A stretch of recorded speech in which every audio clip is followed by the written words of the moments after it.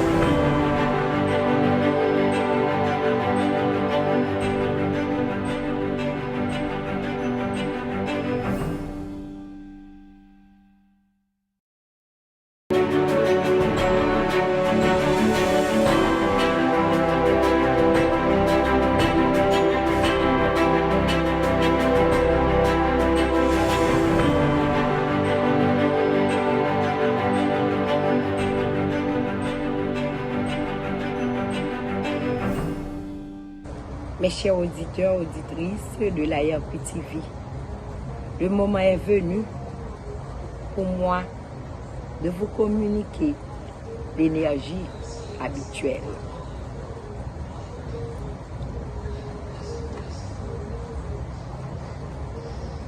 L'énergie de partage. L'énergie, quelle que soit, à travers les âmes de lumière qui vous seraient transmettre, quel que soit l'endroit où vous vous trouvez. L'énergie, de par le Tout-Puissant que vous amène votre servante.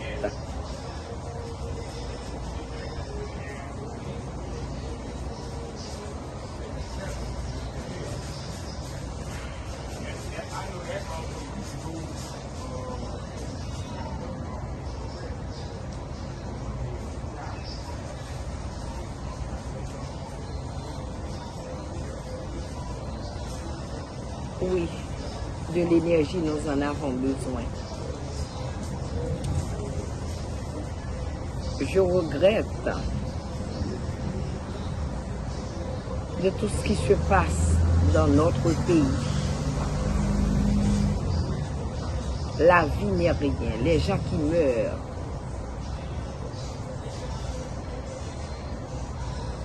Nous avons la sœur Luisa Del Orto, qui est une Italienne, une missionnaire, qui est tombée aussi. Combien la vie a beaucoup d'importance.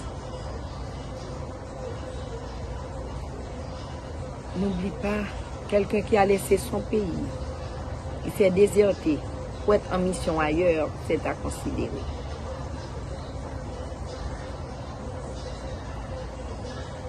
Voilà comment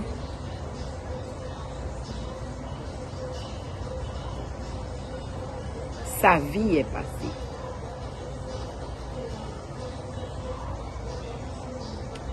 Cela nous fait triste. Et nous disons mes sympathies à sa congrégation et aussi à sa famille. Aussi bien, nous ne saurions ne pas parler les 7 Roungans qu'on a tués dans leur Tibonite, si je me rappelle très bien. Les Roungans, ce sont nos frères, ce sont nos sœurs. Ils ont aussi leur mission. Ils font aussi leur travail dans notre société.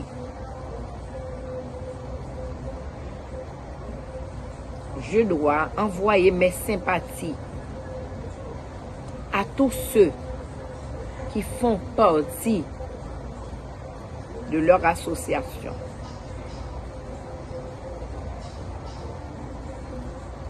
Perdre 7 membres dans une communauté, c'est beaucoup. Je dois leur dire bonne traversée. Nous allons nous mettre ensemble pour vous aider dans la congrégation ancestrale à être des êtres de lumière, pour continuer à éclairer notre peuple, pour mettre une conscience, pour reformer leur conscience.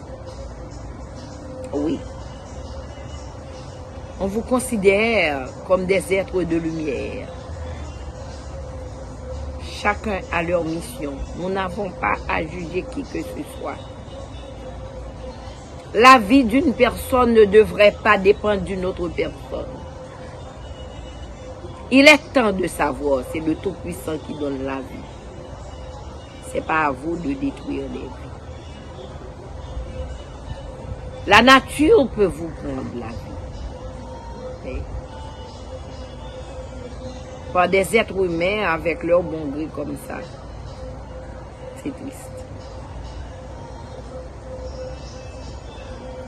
Alors, nos confrères, consoeurs, au nom de la congrégation Ancestral Spiritual Haitian, je dis bonne traversée à ses frères et sœurs qui sont partis. Au nom de la congrégation des sœurs rédemptrices de Nazareth aussi, je vous dis bonne traversée. Oui.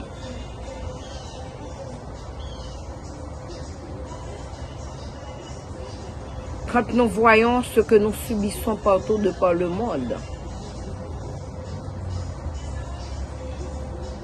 surtout en République dominicaine, nos frères et sœurs, est-ce qu'on y pense? Est-ce qu'on regarde? Est-ce que nous partageons vraiment? Est-ce que nous faisons la rédemption avec nos frères et sœurs qui souffrent? Que deviendra notre nation si ça continue dans 10 ans encore? Est-ce qu'il en resterait encore des Haïtiens? Nous saluons aussi le peuple cubain qui a dû recevoir un bateau de 200 Haïtiens qui a été déserté à Cuba. Ils les ont accueillis et les ont donné logis et la possibilité de rester ou pas. Nous savons.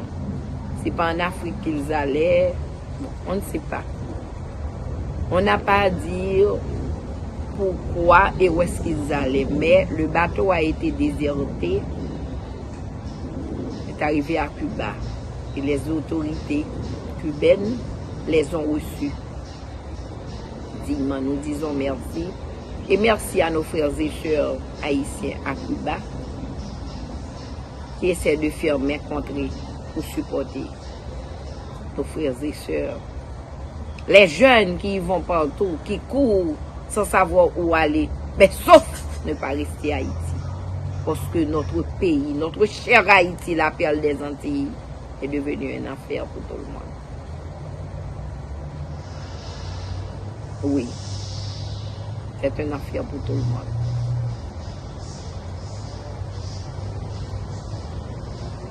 Jusqu'à quand? Jusqu'à quand? Nous ne respectons pas des vies.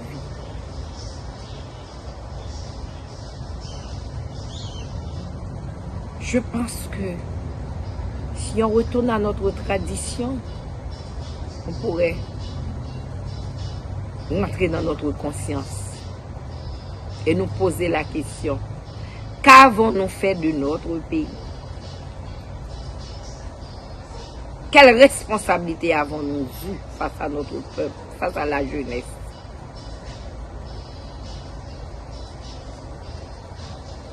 Je tiens à saluer le nouveau staff de la congrégation des Sœurs Rédemptrices de Nazareth. La personne de M. Claire Saint-Lucien qui est devenu l'administrateur.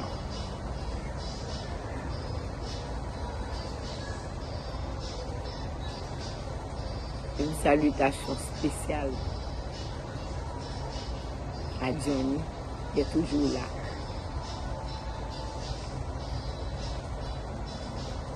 Pour vraiment vous aider, pour me faciliter la tâche. La troisième station de ma vie, comme je vous dis, la partie de l'emprisonnement, je vais vous parler ça par des stations.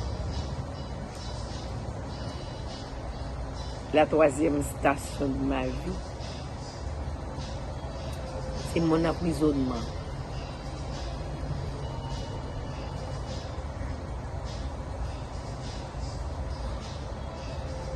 Non. La troisième station, c'est les menottes. Après 2 jours à la garde à vue,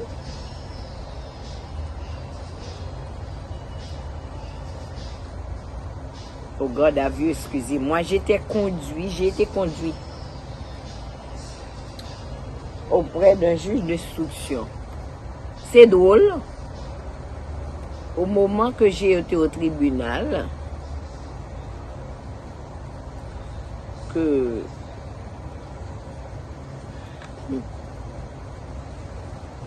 je voyais, c'était un dossier dont je devrais être plaignante et qu'on m'avait chargé, alors que la personne en question qui avait commis l'acte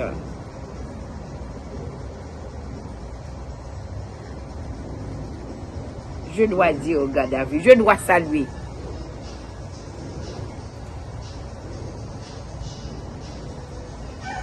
Maître Ducasse. Excusez-moi, je ne saurais ne pas vous saluer. Il y a des grands dans le pays. Maître Ducasse est un homme parmi les hommes. Les 2 jours à la garde à vue, Maître Ducasse était venu me voir. C'est lui qui m'éclaircissait vraiment sur ce dossier. Il a dit, ma soeur, qu'est-ce que vous faisiez dans ce pays? Vous ne savez pas qu'on aurait vous tué? Votre secrétaire ne vous a rien dit? Quand j'ai vu arriver ce dossier devant moi, j'ai vu que c'était un dossier piégé, mais moi je me suis dit que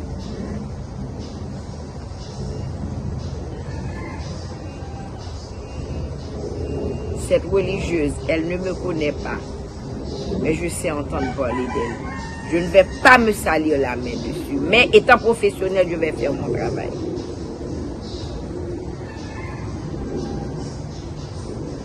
Mais ma soeur, pour ce dossier-là, parce que je n'ai pas voulu faire ce qu'on m'avait demandé de faire,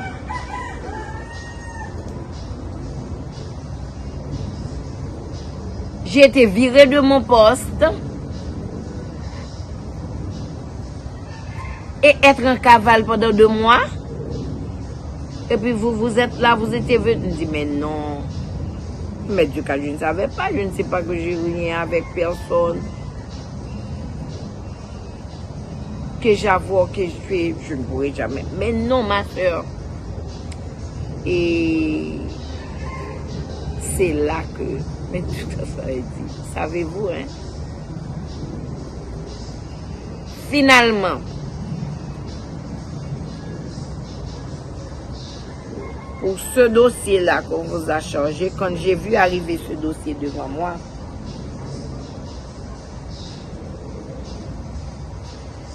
j'ai dû me déguiser en marchand de papadap téléphone devant la maison de ce type-là, dit Mimi, qu'on nous a dit qu'il y avait. On avait vu l'enfant avec, juste pour connaître la vérité. Et c'est là que,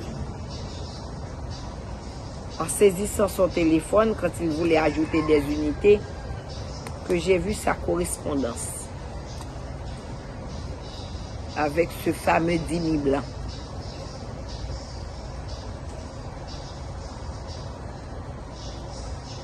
qui lui avait donné $2000 pour déplacer l'enfant de chez vous, qui était un enfant de 11 ans, qui avait passé 3 ans chez nous. Et à mon grand étonnement, pour la main, j'ai procédé à son arrestation et il a fait des aveux. Je l'ai conduit au parquet pour faire suivi du dossier pour qu'il soit emprisonné. Voilà que il a été relâché séance tenante et disparition de tous les corps du délit. Les corps du délit veut dire le téléphone, toutes les preuves qu'il avait, les aveux qu'il avait fait pour dire que voilà comment qu'il avait déplacé l'enfant de l'institution, voilà comment il avait fait. Essayer soit de piéger l'institution, de nous piéger parce que nous n'avons compte à rendre à personne, nous n'avons eu de qui que ce soit, etc., etc. Eh bien, elle m'a dit, ma soeur, je dois vous garantir, ça va être très difficile. Effectivement, arrivé au juge d'instruction, j'avais le rapport du tribunal de première instance, les aveux, tout ça,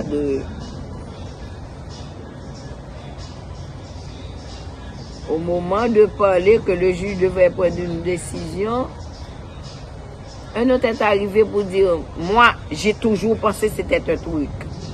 Comme je vous dis, les gens qui font du mal, je ne vais jamais répéter leur nom. Mais ceux qui m'ont fait du bien, j'en parlerai. D'un coup, oh! Est-elle? Apprend le juge. Ah! Et on a fait ça pour votre voiture au dehors. C'était une façon pour que le juge puisse sortir, pour qu'on fasse un complot pour que je sois emprisonné. Quand le juge était revenu, le 21 juin 2012, après ce truc-là, que fait semblant que le juge est parti, et pour aller vous regarder sa voiture qu'on a dit qu'on a frappé, c'était pas vrai, c'était pour vous dire, quelles que soient les preuves, il faut qu'elles soient emprisonnées. Et c'est là que j'ai vu, un monsieur est arrivé, très cynique, m'a passé les menottes. C'était pour la première fois. Mes amis, quand quelqu'un vous passe des menottes, c'est l'une des chocs, c'est l'une des sensations que je n'aurais jamais souhaité pour personne. Oui. Ce 21 juin 2012, après 2 jours de garde à vue, on m'a passé des menottes.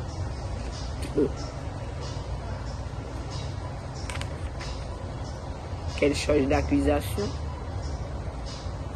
Kidnapping, non.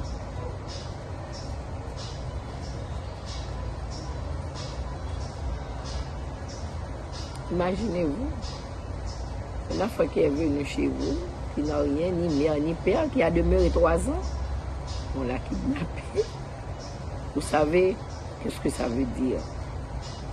Eh bien, 3e station, comme on avait amarré les mains de Jésus pour l'ironiser, j'ai eu à passer des mains. Et quand le camion qui devrait me monter à la prison, bon, que les prisonniers appellent le diable,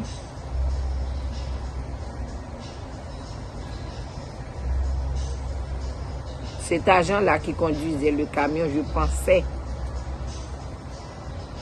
il allait écraser le camion avec moi, comme je me disais, mais au moins, et lui aussi. Puisqu'il s'y trouve Et avec, ironiquement, il a monté le volume de la radio Express 4 heures. La radio Kiskeya, nouvelle 4 heures, en grande manchette, où le fameux commissaire racontait, oui, arrêté sur Donna pour kidnapping, pour trafic, pour toutes sortes de choses. Et il a monté le volume pour que moi, je puisse entendre et écouter avant d'arriver à la prison des femmes de Pétionville. Ça a été un scénario.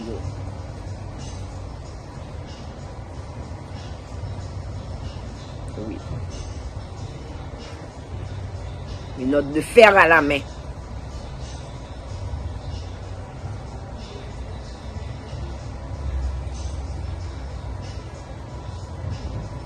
Ils m'ont conduit à la prison 21 juin 2012.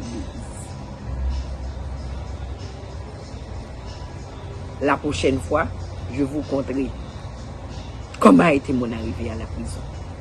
Oui, à la prison civile des femmes de Pétionville.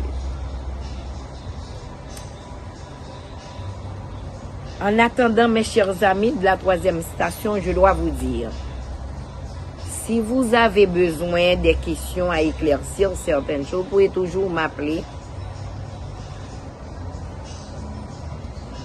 au 305 330 330 01 92. Les amis, ceux qui m'ont aidé, ceux qui m'ont assisté aussi, ceux qui ont quelque chose à dire, qui ont vécu comme a fait l'artiste la semaine dernière avec moi, ces moments dans mon parcours ou à la prison, je vous en prie, appelez-moi, ça nous ferait plaisir d'ajouter votre voix, votre mot dans l'émission L'amour emprisonné. Je vous prie d'attendre avec patience notre frère au Gloriba qui va encore vous parler de la santé. N'oublie pas, il faut être en santé. Un esprit sain dans un corps sain. Alors, frère Gloriba va vous aider à préparer votre corps.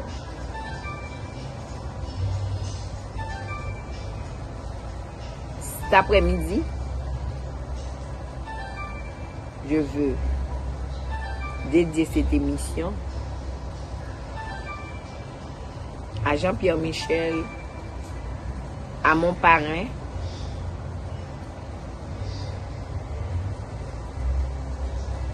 Wilder Jean-Pierre, le professeur Wilder Jean-Pierre, à Madame Germina Polché, à Madame Greta Smith, à Myrlène Allen, Madame Myrlène Allen, à la famille Kwame. Chaque épisode, je vous conterai ceux qui m'ont assisté. Merci encore.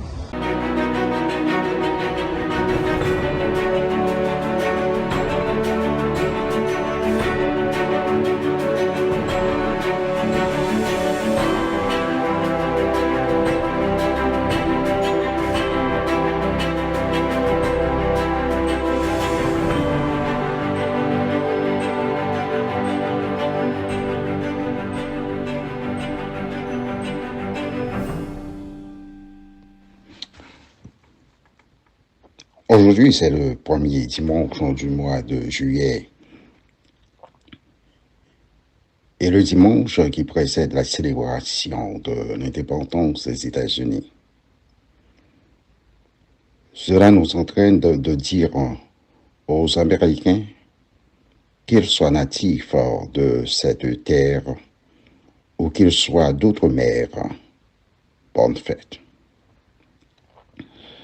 Le pays où nous vivons est rempli de toutes sortes d'histoires et même des vestiges attirant les regards de tout un chacun. Espérons que nous, Haïtiens, nous pouvons apprendre de notre observation pour retourner dans notre alma mater afin de redorer le blason qui jadis fanait. Que la santé nous soit donnée en abondance au cours de ce mois de juillet et qu'en nous abondent toutes sortes de richesses physiques, mentales, morales, intellectuelles et sublimes.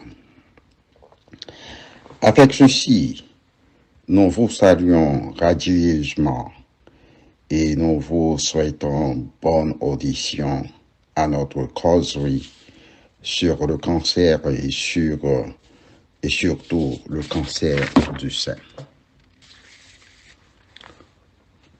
En payant attention au verbe, nous aimerions vous rappeler que notre conversation sur cette rubrique ne se porte pas garant de l'état actuel de votre santé, car nous ne faisons aucun diagnostic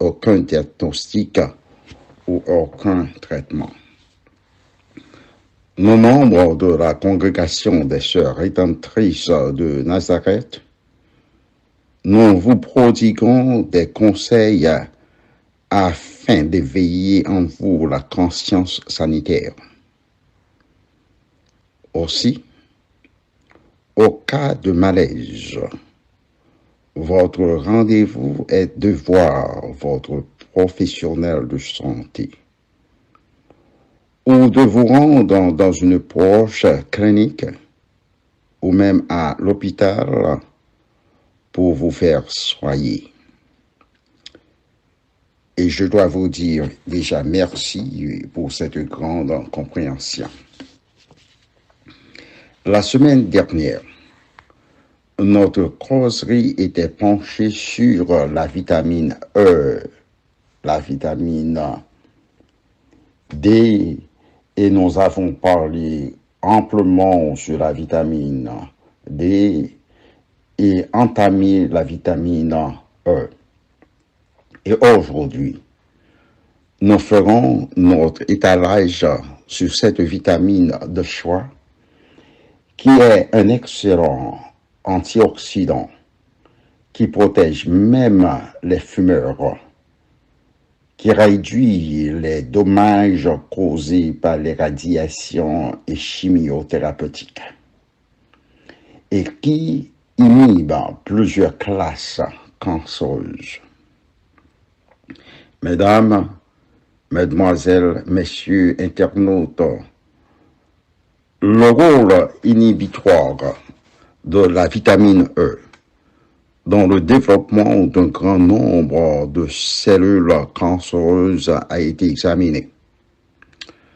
En fait, les chercheurs ont admis que l'impact de la vitamine E est on ne peut plus évident, et voici un peu le résultat. En Finlande, après avoir examiné plus de 29 000 fumeurs mâles, les chercheurs ont découvert que l'alpha-tocophérol réduit l'incidence du cancer du poumon à 19%. Le résultat est beaucoup plus saillant avec les jeunes et ceux qui n'en fument pas.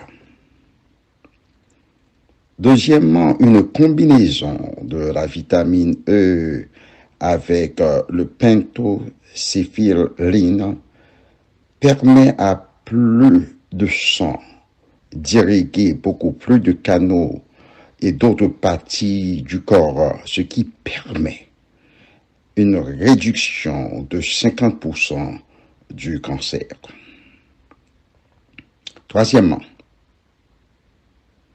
la vitamine E a été considérée comme un agent inhibiteur du mélanome ou mélanoma, et cela a été reporté en 2002 par Dr. Malafa. L'utilisation de la vitamine E en mélange avec la vitamine A et la vitamine C conduit à la réduction des P53 qui sont des mutants promoteurs du cancer. Vous savez que le P53 marque la présence des manions qui sont très agressives dans la prolifération des cellules cancéreuses. Les hommes avec une grande ingestion de vitamine E réduisent leur taux de cancer à 65%. Il est dit aussi que la vitamine E réduit la morbidité et la mortalité chez des gens atteints du cancer prostatique. En fait, la vitamine E a des actions néfastes sur au moins 2 types de protéines négatives qui produisent le cancer de la prostate. La vitamine E peut réduire le cortisol et le IL-6. Il est bon goût que les femmes et les hommes utilisent cette vitamine au quotidien, car une dose de 400 à 1200 unités chaque jour peut grandement réduire le risque de se faire atteindre par le cancer. Comme vous le savez, la vie est fragile, mais aussi il faut faire beaucoup d'attention afin d'équilibrer le système corporel prodigué par le cosmos. En traitant son corps avec munitie et bienséance et même respect, on peut se fabriquer un futur meilleur, une vie saine et abondante, une vie de joie, une vie heureuse, et cela de paix et de santé. Avec ceci, mesdames, mesdemoiselles, messieurs, amis et internautes, vous qui nous écoutez, nous vous disons que c'est le moment de nous retirer de l'air. Aussi, nous vous saluons chaudement et nous vous disons bonne journée, bon mois de juillet et surtout bonne santé et à la semaine suivante.